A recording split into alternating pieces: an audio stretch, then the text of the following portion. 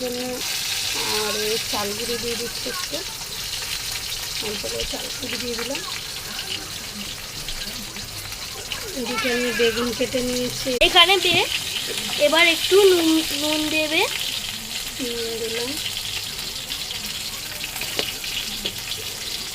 একটু হলুদ দিলাম, একটু হলুদ গুঁড়ো দিয়ে আমি ভালো করে ব্যাটারটা বানিয়ে নেব। ব্যাটারটা বানিয়ে অল্প অল্প জল দিয়ে ব্যাটারটা আমি বানিয়ে নেব। অল্প অল্প জল দিয়ে হাত দিয়ে একটু ব্যাটারটা বানিয়ে নেব। এইভাবেই ঘোরাবেন, উল্টোভাবে ঘোরাবেন না, জিনিসটা তাহলে ভালো হবে না। এইভাবে আস্তে আস্তে আস্তে আস্তে অল্প অল্প জল দিয়ে দিয়ে ব্যাটারটা বানিয়ে নেব। তারপর বন্ধুরা আমরা কীভাবে ভাজবো সেটা দেখাচ্ছি।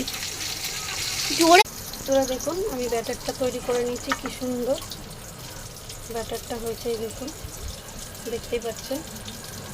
এবার এটার মধ্যে আমি একটা একটা করে বেগুন দিয়ে বেগুনিটা ভাজবো, তারপরে দেখাচ্ছি। এই যে বেসনে ডুবিয়ে নিয়ে এবার তেলে ছাড়বো, দেখুন।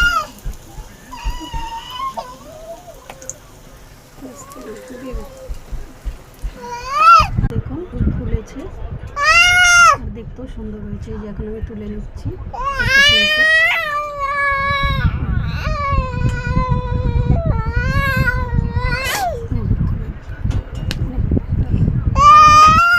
দেখুন। আমরা ভেজে নিয়েছি, ভেজে রেডি করে নিয়েছি। আপনারা এটা সন্ধ্যেবেলা টিফিনও খেতে পারবেন, আবার এমনি শুধু মুখেও খেতে পারবেন। আজকে আমরা খিচুড়ি দিয়ে খাবো।